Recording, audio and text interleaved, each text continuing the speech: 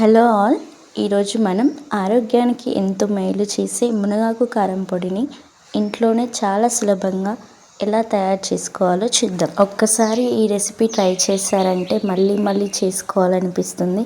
ఈ వీడియోని చివరి వరకు చూడండి. ఈ మునగాకు కారం పొడిని వేడి అన్నంలో నెయ్యి లేదా నువ్వుల నూనెతో కలిపి తింటే చాలా బాగుంటుంది.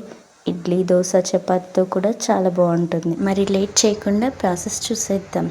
ముందుగా తాజాగా ఉన్న మునగాకు ఆకుని తీసుకొని పాడైన ఆకులు తీసేయండి. తర్వాత 2-3 సార్లు శుభ్రంగా వాష్ చేయండి.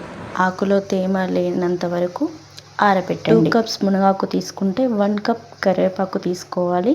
ఇప్పుడు ఒక గిన్నె తీసుకొని అందులో కొద్దిగా ఆయిల్ పోసి కరివేపాకు, మునగాకు 2 వేసి వేయించండి. ఆకు వేయించిన తర్వాత ఒక గిన్నెలోకి తీసుకొని అదే ప్యాన్లో జీలకర్ర, వెల్లుల్లి, కొద్దిగా సాల్ట్, మినపప్పు, ఎండుమిర్చి, తాలింపు గింజలు, చింతపండు, కావాలంటే కరివేపాకు కూడా యాడ్ చేసుకోవచ్చు ఇందులో.